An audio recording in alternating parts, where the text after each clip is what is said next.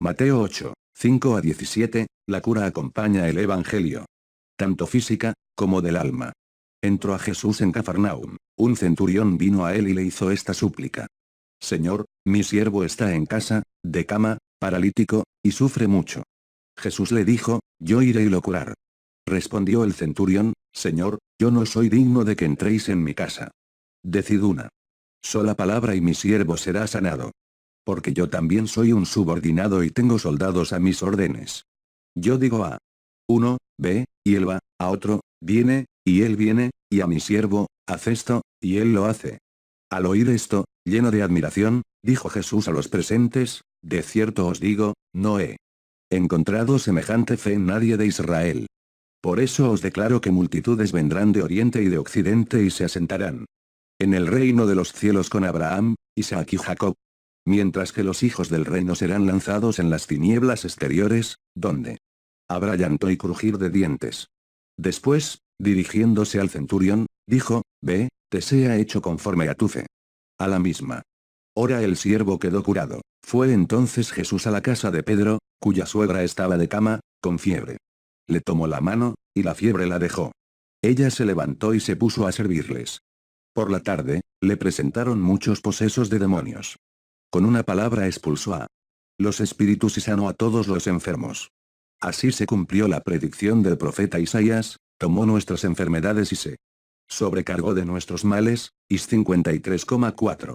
Mateo 8, 5 a 17. Queridos hermanos en Cristo, es con mucha alegría que estamos estudiando la palabra de Dios juntamente con ustedes, en presencia del Creador del cielo y de la tierra, en presencia del Señor Jesucristo, y en presencia del Espíritu Santo.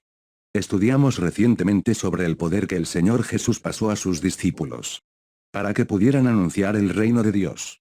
Y cuando Jesús, conversando con sus discípulos, pasó a ellos poderes para expulsar demonios, para curar a los leprosos, para resucitar a los muertos, imponer las manos sobre los enfermos, y curarlos. Lo que Jesús pasaba a ellos era la necesidad de llevar el reino de Dios a las ovejas perdidas de la casa de Israel, y también llevar el beneficio de la curación física para alcanzar la curación espiritual. La verdadera intención del Señor Jesús era sanar a la gente del pecado, pero el ser humano exige mucho para poder creer. Y no hay una acción sobrenatural, las personas no creen, porque en ellas mismas, no hay poder. Porque están lejos del reino de Dios, y lejos del Evangelio, por lo que no hay cómo estas personas usar el poder del Evangelio. Porque Pablo dijo que el Evangelio es poder de Dios a todo aquel que cree. Jesús pasaba estas autoridades a sus discípulos, pero era necesario que ellos crecieran. Pedro intentó caminar sobre las aguas del mar, tuvo miedo, y se hundió en el agua. Jesús tuvo que socorrerlo para los propios discípulos, era prácticamente imposible que ellos asumir el poder del Evangelio porque aún no habían presenciado ningún poder antes de conocer al Señor Jesús. Ellos no sabían que por ser discípulos del Señor Jesús, ellos tenían este poder del Evangelio naturalmente porque eran las personas más importantes del reino de Cristo, pues fueron elegidos discípulos de Jehová. Todavía hoy, hay miles de personas que se bautizan, reciben a la hora del bautismo el poder del Evangelio. Pero exactamente como los discípulos, no creen que este poder ya está con ellos. Porque todos los que forman parte del Evangelio reciben los dones espirituales, y, juntamente con ellos, poder para realizarlos.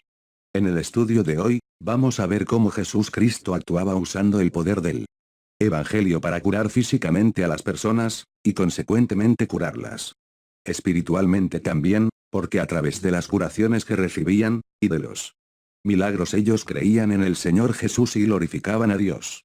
Pero Jesús no hacía los milagros solamente para la mirada de los que estaban siendo curados y de todos los que presenciaban, pero Jesús lo hacía en presencia de los discípulos, para que ellos pudieran creer en el poder del Evangelio, y también ejecutar este poder. Y ver el efecto del poder del Evangelio.